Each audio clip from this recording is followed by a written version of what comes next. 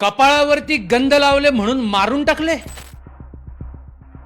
अहिल्यानगर शहरामध्ये आपला एक हिंदू भाऊ धीरज परदेशी याला त्याचा साथीदार वायरमॅन युनुस हा आणि त्याचे इतर सहकारी 7 ऑगस्ट रोजी दर्गा कब्रिस्तान येथे स्ट्रीट लाईटचं काम करायला घेऊन जातात। तिथं त्या युनुसचे 3 अजून सहकारी येतात, मेहराज, सिराज आणि मुस्तकीन, आणि त्याच्यानंतर कपाळाला गंध लावलं म्हणून त्याला लाकडाने आणि लोखंडी रॉडने एवढं मारतात। जेव्हा आपल्या हिंदू भाऊ धीरजला हॉस्पिटलमध्ये ऍडमिट करण्यात येते तेव्हा हा तिथल्या तिथं त्याचा मृत्यू होतो। नक्की अहिल्यानगर मध्ये चाललंय काय? एका हिंदू बहुल भागामध्ये मुसलमान कुटुंब सुरक्षित राहतं, एका मुसलमान बहुल भागामध्ये हिंदू सुरक्षित आहे का? आपल्या हिंदू भावाला मारून टाकल्यानंतर हे कुठं पळतात माहितीये? हैदराबादला। तिकडच बरोबर का पळतात? औरंगजेबाची विचारधारा, टिपू सुलतानचं गुणगान गाणारे ओवैसी आत्ता जिथं राहतो एमआयएम पार्टीचा, बरोबर त्या हैदराबादलाच हे तिथं कसे पळतात? हैदराबाद मधून या तिघांना पकडून परत आणलेलं आहे अहिल्यानगर पोलिसांनी। पोलीस प्रशासनाने या तिघांना हैदराबादहून उचललं तर नक्कीच आहे, पण अख्ख्या अहिल्यानगरची जनतेला प्रश्न पडलेला आहे प्रशासकीय यंत्रणेवरती, का हिंदूंचा मृत्यू झाल्याशिवाय तुम्हाला जाग येणार नाहीये का? काश्मीर मधल्या पुलवामा मध्ये हिंदूंचा धर्म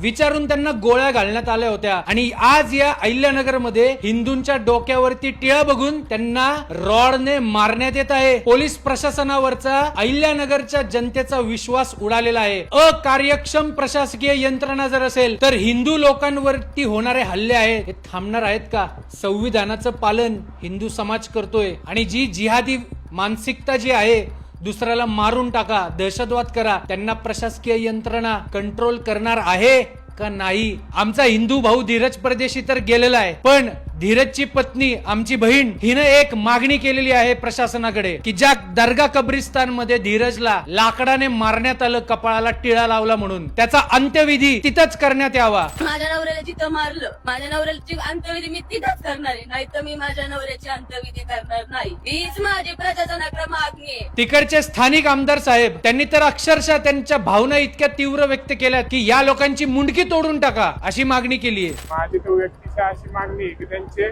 तिथं ते दिसतील पकडल्याबरोबर त्यांचे मुंडके काढून टाकले पाहिजे। सगळे आरोपी सर्व धर्म समभावाचा च्यवनप्राश हिंदू समाजाने इतकं खाल्लंय की सगळीकडे त्याला सर्व धर्म समभाव दिसतो। हिंदू माणूस मानतो सुद्धा या गोष्टी, पण जेव्हा आपली लोकसंख्या घटेल तेव्हा आपण सुरक्षित राहणार आहे का? आज धीरज परदेशीच्या कुटुंबावरती हे संकट ओढावलेलं आहे, उद्या तुमच्या घरावरती सुद्धा येऊ शकतं। याचा तुम्ही विचार केलेला आहे का? कपाळाला टिळा लावला म्हणून मारून टाकलं, पुढची पिढी कपाळावरती टिळा लावू तरी शकेल का? विचार करा।